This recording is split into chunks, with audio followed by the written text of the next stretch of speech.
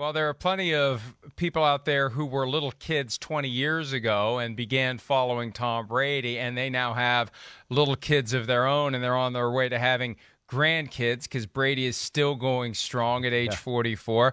We get to see the Buccaneers tonight, their first short week game since this moment last year, hopefully. That's right. Hopefully the thumb injury will help him count properly. I don't know, but it's a short week. It's in Philly. The Eagles coming off of a win. The Eagles, one of the teams that beat Tom Brady in a Super Bowl, and I'm sure he carries that grudge around until the day he dies, although there's a chance he'll outlive all of us. It should be, look, hey, I'm conditioned now to expect that every primetime game is going to be a great game, because it seems like almost all of them are. Yeah. So let's just assume that the Buccaneers aren't going to blow the Dolphins off or the Eagles off the field the way they blew the Dolphins off the field on Sunday. And let's assume it's going to be a close, great game. I can get behind that. Maybe it will be. Maybe we can speak it into existence. I don't think it's crazy to think that. You know, again, I'm not going to sit here and try to lie to the folks and tell you I think the Eagles are going to win the football game. No, but do I think they can kind of hang around and make things interesting? And if Tampa makes a mistake or two, can the Eagles win this football game? Certainly. I mean, hey, we know, right? Like Brady, the offense, it's as good as anybody in football. It's unreal. It really is. The way he's playing, of course, the way they protect, the weapons they have outside, they can really basically, I would say, they're the best passing offense in football. And I don't even know if they're statistically that, but I would think they are. It's just hard to match up. But where I would give them a fighting chance, at least the Eagles, is as far as this is concerned, hey, the Eagles' D is real. It is. And I know they gave up 5 touchdown passes to Patrick Mahomes, but they made them work for it. You know, there wasn't a whole lot of big plays. Their biggest play of the game really came on one of the last drives of the game where Patrick Mahomes threw a post route, and the Eagles were kind of blitzing in a desperate situation because they were down. So, you know, the Eagles with their great front, Mike, you know, it is, of course, Javon Hargrave, who I would say is playing defensive tackle as good or better than anybody in football right now. Fletcher Cox is still really good. They have a pass rush, and they're one of those teams, Mike, again, that can kind of get after you with just their front four. And they're not a great rushing defense, but that's because they err on, we're going to play pass defense. We're going to play 2 safeties back. We got a great front. Okay, you might get a run on us here and there, but they're going to err on not letting you have those big plays in the pass game. And we've seen that against some pretty good offenses. And, you know, again, Mahomes, I know, had the touchdowns, but it was all short touchdowns where they got down there, except for that last one I talked about. So I do give them a chance, Mike. Yeah, Javon Hargrave was a third-round pick in 2016 of the Pittsburgh Steelers, and he signed last year with the Eagles. I don't think the Steelers would have let him get away. They shouldn't have. They'd have realized what he's become. Right. I agree with you there. You know, that's one of those where you go, I'm not sure if I agree with this. The Steelers are in a tough spot. You know, they're loyal to their people. They got Cam Hayward and Stephon Tuitt, who, you know, are really good. But the problem is, they're kind of coming, you know, to that plateau, maybe starting to go down parts of their career. And, you know, if the Steelers are top-notch organization, but I'm with you, Mike. Like, that would be one where I bet they're second-guessing themselves and going, man, maybe we should have thrown that money at that young guy and had a real presence in the middle of the defense for more years to come, rather than Cam Hayward, who's still good. I'm not trying to disrespect, but it's coming to an end at some point, or he's on the last part of his career, that's for sure. You mentioned the Tampa Bay Buccaneer passing offense. Tom Brady currently leads the league with 1,767 passing yards through 5 games, 15 touchdown passes, and only 2 interceptions. He had 5 on Sunday against the Dolphins. No Rob Gronkowski tonight. There was some talk that maybe he'd be able to play. He's missed 2 games now. This will be game number 3 with 4 cracked ribs, 1 broken rib, and a punctured lung. I would have been surprised if he had come back quickly enough, given the short week, to play in this game. But they didn't need him on Sunday. 9 guys caught passes. The ball was spread around, and a lot of guys did pretty well because there were over 400 passing yards and 5 touchdown passes. So I wonder if the Buccaneers will try to take what the Eagles defense gives them and maybe take some steam out of the front 4 by running the football, or whether they'll just come out and keep going no risk it, no biscuit. Yeah, well, that's like the tough thing about, you know, the Bucs is, like we saw with the New England Patriot game a few weeks ago on Sunday Night Football. Okay, you play pass defense, that's great, but they've shown the ability that they can be a little patient and still move you up front and be effective enough in the run game and be patient enough in the run game where it does compromise your defense. And at some point, the defensive coordinator goes, well, I mean, I just can't keep sitting here and let Leonard Fournette run for 4 and 5 every time they run the ball. And that's why they're a great offense. Yeah, they want to throw the ball. They got a great scheme. They got answers for everything. Of course, Brady's seen everything and is smart as hell and throwing the ball as good as we've ever seen it. And then the weapons on the outside. But, that's why they are one of the best teams in football, because they can really basically do whatever they want. Now, they do want to throw the ball. You're right. There's no doubt. But, they have shown the ability to be patient, run the ball when they need to if you're just going to get heavy pass defense, play after play after play. Yeah, look. It's amazing what they're doing right now. I don't care how good a defense is. 85 Bears would have a hard time with all the weapons that the Buccaneers have. And, it's funny because when they lost to the Rams, and nobody's going 17-0. Sorry, Cardinals. I know you're the last unbeaten team, and you can prove me wrong, and you can go 12-0 over the remainder of the season, and it's not going to happen. And once the Buccaneers had that moment of mortality against the Rams, I think we started to question, are they as good as we thought? And then the week was hijacked by the Brady return to New England. Yeah. And it wasn't an easy win, and I think we still had some doubts. And then they come out on Sunday and just obliterate the Dolphins. It's like, oh, here we go. Yeah. Here we go. Right. And there's so much farther ahead this year of where they were last year. And it can all change in one night. And maybe it will be a close game. And maybe the Eagles will win. And I don't know. That's the great thing about this season. You just look at any given game, especially a night game, and you say, I don't know. Right.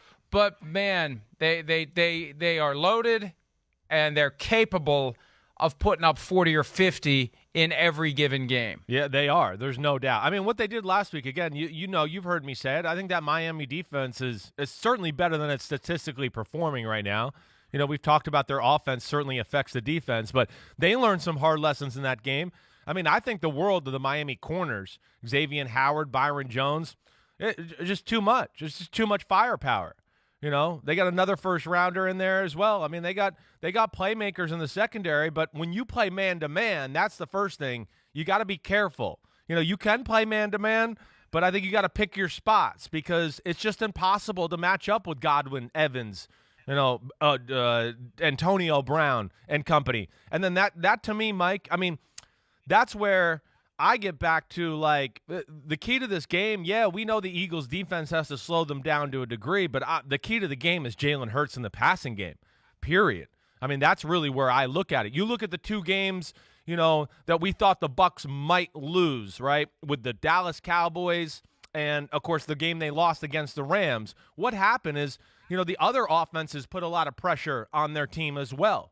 And I think, that's where it's going to come down to, in my opinion. Can Jalen Hurts, they have some good receivers too. We know the Buccaneers are a little undermanned in the secondary. And can he make a few plays and buy some time scrambling and doing that, and also just really execute and be surgical and strike and make some big plays within the pocket? And if they can do that, I do think they can kind of hang in there with Tampa Bay and make this thing very interesting.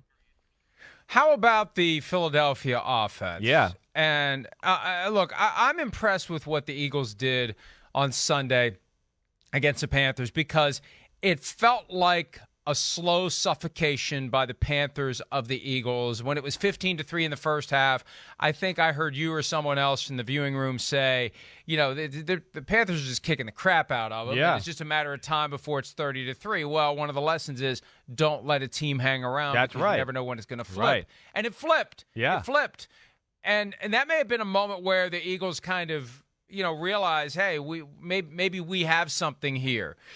Do they have something there offensively? No, they do have something there. It's just, can they take advantage of all that's there to be had? That's to me, I still think it's a question mark. I'm not sure about the Eagles offense. I think, statistically, and I can't remember off the top of my head, but I want to say the Eagles offense is 14th in football, right now in total yards. Hey, that's nice. I don't think they're really 14th in football on the offensive side of the ball. Hey, week 1 against the Falcons, sure, had a really good day. You know, the Falcons defense, certainly nothing special. They tore apart the Kansas City Chiefs, right, in the pass game. All right, yes, but everybody's going to tear apart the Kansas City Chiefs. That's going to be a standard protocol all year long. And even within that, they lost that game 42-30. I would sit there and watch the film and go, man, some of the field goal drives they had, they missed some slam dunk touchdowns.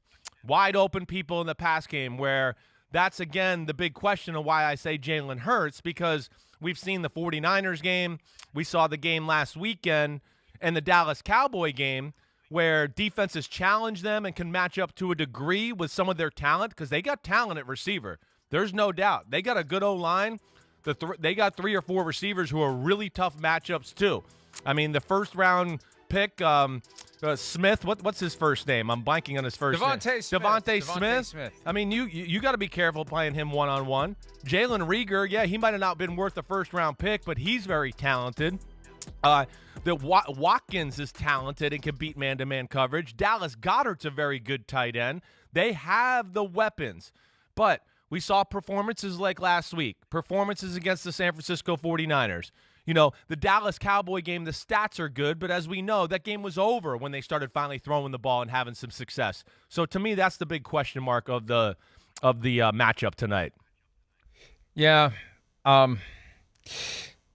It hurts. It's just about his development. Yeah. Is he going to be the guy going forward? I really respect the way he understands the game. He battles. He's a very good athlete. And as we saw last week, he understood the game and didn't make any crucial mistakes, and that allowed them to hang around, and then he made a few plays at the end of the game. But it's going to be, can he dice them up from the pocket a little bit tonight?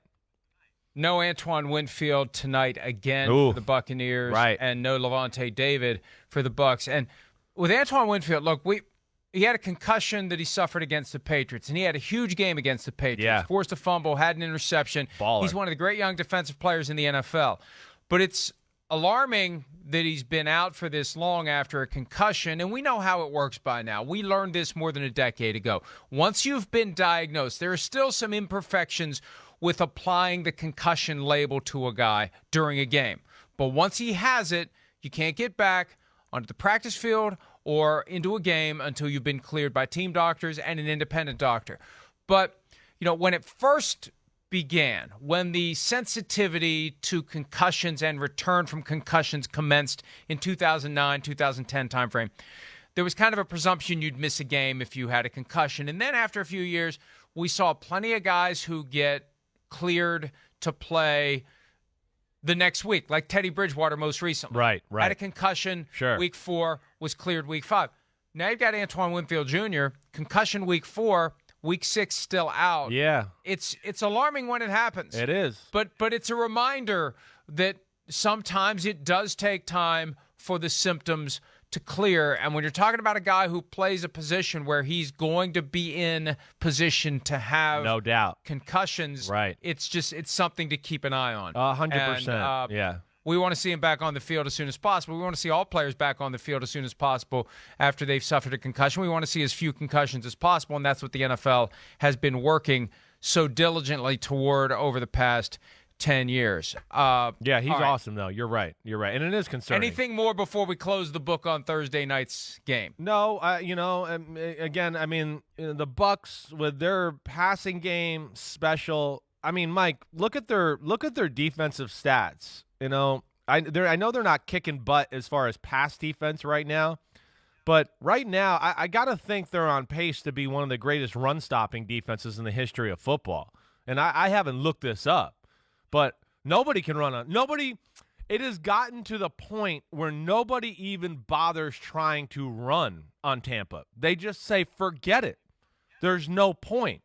And that's just an amazing aspect that, I think kind of gets glossed over a little bit because there's so much other sexy stuff to talk about with the Tampa Bay Buccaneers. But, can the Eagles, who got a big offensive line, provide a little bit running game? I don't know. Again, I think they're not a real good running team at this point.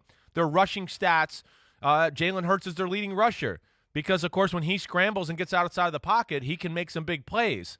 So that is an aspect of the game that, maybe he can make a few things happen. But, as far as scrambling, running, that's going to be hard against this Buccaneers team. Well, those edge guys, they're very athletic. We know the linebackers are athletic. I know Levante David's not there, but they're an athletic front to where it's going to be hard to scramble. Can they really get a run game going or anything like that to keep the Bucs out of, pass defense? Let's protect against Smith and Rager and Dallas Goedert.